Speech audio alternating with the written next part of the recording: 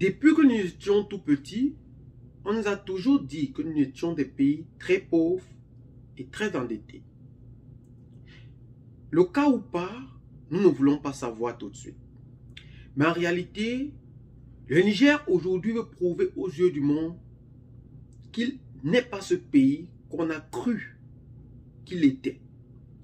En voulant démontrer ses arguments, c'est son pays voisin, le Bénin, qui aujourd'hui l'empêche de progresser vers l'avant. Mais en réalité, je vais vous conter cette histoire. Pourquoi en réalité le Niger a choisi d'acheminer son pétrole du côté du Bénin, tout en construisant encore un oléoduc pour l'acheminer vers l'acheteur, au lieu de mettre en avant cet accord signé depuis 2013 avec le Tchad et le Cameroun pour l'acheminer sur les côtes camerounaises. Aujourd'hui, le Niger a pris une décision très très grave sur son pétrole qu'il a décidé d'acheminer en main vers le voisin, le Bénin. Bienvenue sur votre chaîne, la communauté villageoise, la seule chaîne qui vous accepte, qui vous propose et qui vous rassure. Eh bien les amis, aujourd'hui, nous sommes là pour mettre en avant le panafricanisme, le souverainisme et l'intégrité du peuple africain. Nous sommes ici pour soutenir ces trois hommes d'État, le colonel Assimi Goïta, le président de la transition Abdourahmane Tchani et le capitaine Ibrahim Traoré du Burkina Faso. Le Niger aujourd'hui est dans une brouille totale. Mais avant de vous présenter cette décision que le gouvernement nigérien vient de prendre vis-à-vis de son transport du pétrole vers le Bénin, afin de l'acheminer vers son pays acheteur, je m'en vais vous conter cette petite histoire. Le Niger, par ses autorités, qui ont été renversées le 26 juillet dernier, ont décidé d'acheminer leur pétrole vers le voisin Bénin. Entre guillemets, cet acheminement comptait 2 fois plus cher que cet accord signé en 2013. Une pipeline a déjà été construite entre le Cameroun et le Tchad. Vu ces 1500 km, le Niger et le Tchad devaient acheminer leur pétrole de 600 km pour arriver au Tchad, afin de l'acheminer au Cameroun, qui comptera la totalité 2100 km. Mais en évidence, ces derniers ont décidé de l'acheminer vers le Bénin, qui coûtait non seulement 2 fois plus cher, mais aussi la plus longue pipeline qui était prévue.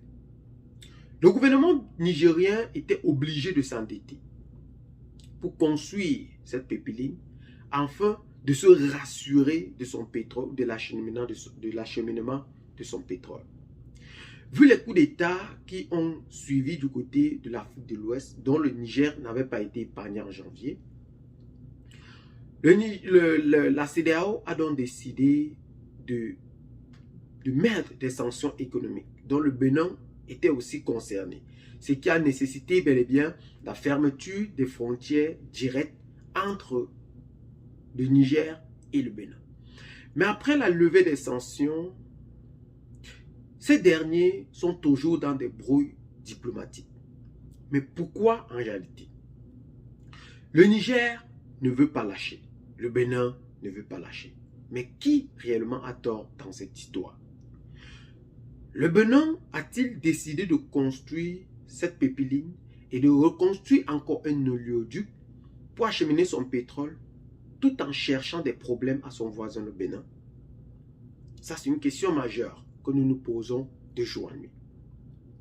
Mais la réelle question est de savoir pourquoi si 2 peuples ou si 2 présidents à la tête des États ont leurs problèmes, ces derniers ne cessent de jeter leur sort sur leur population qui aujourd'hui ont déjà marre de la famine, marre de retard économique et continuent encore une fois de plus de leur retarder sur ce plan économique.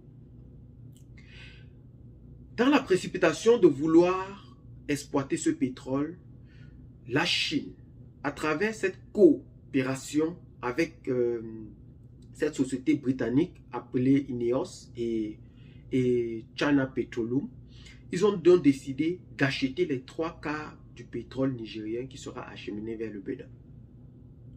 Et les restes de 1/4 ont été encore signés par cette société qui exploite les gisements du côté du Niger appelé CNPC. Ils ont donc décidé de signer cet accord pour prendre encore ces 4/4. Mais en effet, ce n'est pas ça qui est très intéressant. Le pétrole nigérien produira plus de 90 000 barils par jour, ce qui compte en réalité le transport de 3 cargaisons par mois. C'est incroyable, n'est-ce pas? Ce qui a valu comme bénéfice,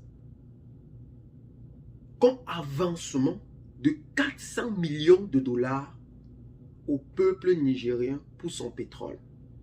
Que cette entreprise a préfinancé pour son pétrole 400 millions de dollars.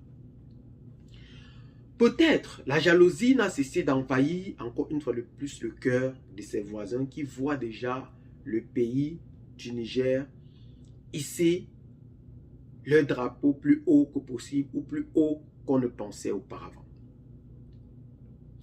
Le Niger, vu ces tensions qui existent entre les deux pays, ont donc décidé en réalité de ne plus collaborer avec leurs voisins, le Bénin. Pourquoi cette décision? Le Bénin a décidé de ne plus voir les Nigériens sur leur côte. Mais aussi, le gouvernement nigérien très furieux a dit il n'est pas question que où notre pétrole est chargé, il n'y a pas de Nigériens. Malgré l'insistance, le peuple nigérien, le gouvernement nigérien a déployé aujourd'hui 5 personnes à cette cargaison. Mais jusque-là, ils ont été arrêtés et traduits à la Cour d'infraction économique et terroriste du Bénin. Ce qui a causé la libération de 2 Nigériens, dont 3 aujourd'hui sont en détention de dépôt. Le Niger a donc pris une décision très radicale de fermer la pipeline entre son pays et le Bénin, jusqu'à nouvel ordre. Pourquoi? Parce que ils ont dit que le Bénin aujourd'hui vole leur pétrole, que le Bénin détourne leur jadis pétrole qui était destiné à leur intérêt plutôt qu'au Bénin. Rappelons que le Bénin aujourd'hui profite bel et bien de cet acheminement parce que le Bénin, le Niger paye ses impôts, paye bel et bien et emploie aussi même des Béninois. Ce qui permettra bel et bien le développement économique, encore une fois de plus, du Bénin. Mais nous ne comprenons pas pourquoi réellement le gouvernement béninois jusqu'ici s'acharne ou s'agrippe encore sur cette pipeline qui ne veulent pas voir des Nigériens lors du chargement dans des cargaisons. C'est étonnant cette décision, mais pourtant vrai du côté de l'Afrique de l'Ouest. La chose qui étonne le plus, c'est que c'est le pays voisin du Niger. Un pays voisin qui refuse de voir son voisin en plein développement. C'est étonnant. Mais nous oublions que s'il pleut chez l'autre et que à travers des ruissellements, cela peut arriver chez nous, nous 2 pays, nous en bénéficions. C'est ça la loi de la coopération.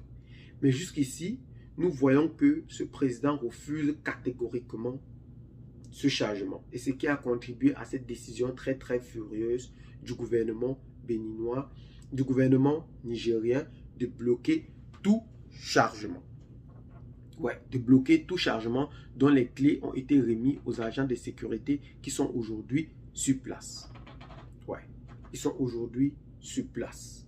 Et ils ont arrêté aussi l'exploitation du pétrole jusqu'à nouvel ordre. Nous ne savons pas encore quelles nouvelles décisions ces autorités vont prendre vis-à-vis du développement du pétrole nigérien.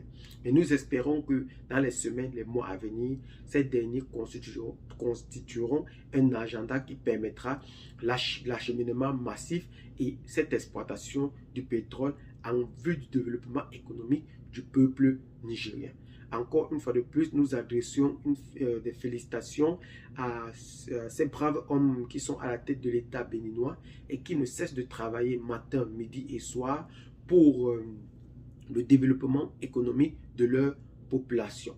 Mais rappelons aussi que le président Mohamed Bazoum, qui a été renversé le 26 juin dernier, a subi aujourd'hui d'une levée de l'immunité présidentielle, donc ce qui justifierait que ce dernier peut être purement et simplement poursuivi par la Cour nigérienne aujourd'hui et il peut en effet être condamné par ce dernier. Eh bien les amis, qu'est-ce que vous en pensez donc personnellement face à cette situation très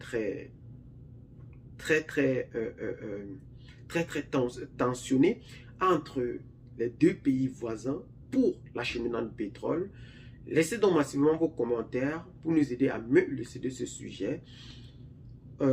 Partagez cette vidéo massivement aussi pour que plusieurs personnes s'en rendent réellement compte de ce qui se passe en Afrique de l'Ouest entre les voisins qui refusent leur propre développement. Et aussi, abonnez-vous à la chaîne si c'est la première fois que vous arrivez et à très bientôt pour de nouvelles vidéos. Ciao, bye bye.